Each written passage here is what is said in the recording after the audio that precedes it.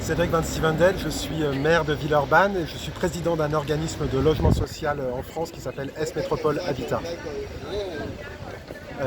Je suis venu pour ce 4e Festival international du logement social pour partager avec d'autres villes, avec d'autres pays sur les enjeux du logement abordable. Et moi j'ai une conviction, c'est qu'aujourd'hui il y a besoin de peser au niveau européen pour qu'il y ait un certain nombre d'outils législatifs en Europe qui aident les pays à réguler à la fois les prix du foncier et les prix locatifs du logement, parce que l'Europe souffre aujourd'hui d'un déficit de logements abordables qui handicape tous les habitants de l'Europe. Et je crois que si l'Europe veut renouer un contact avec les habitants, elle doit s'occuper de leurs préoccupations. Le logement en est une.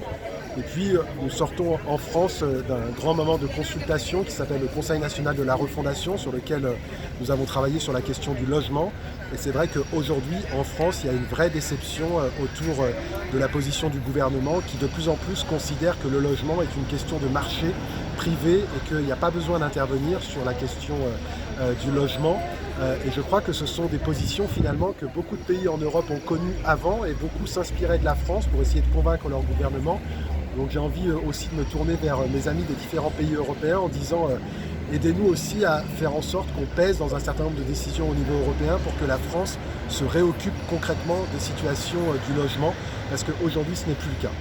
Et maintenant, il y a un pourcentage pour le logement social et pour les sans-abri, de nouveaux projets en France. Pour l'instant, il n'y a pas beaucoup de nouveaux projets en France sur la question du logement. Il y a bien sûr une obligation d'avoir 25% de logements sociaux dans toutes les villes, mais aujourd'hui, cette obligation, elle reste sans que l'État ne mette davantage de moyens, et au contraire, l'État aujourd'hui enlève des moyens aux bailleurs sociaux.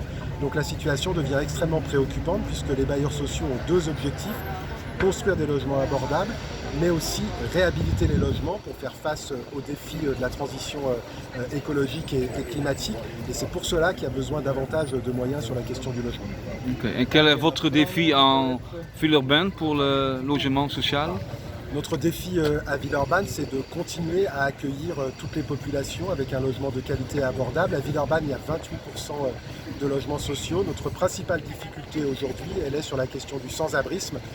On est confronté à une difficulté importante parce que beaucoup de personnes qui sont sans abri sont sur des situations de migration et n'ont pas toujours les papiers qui leur permettent d'intégrer le logement social. Donc on a aussi besoin de traiter cette question en Europe.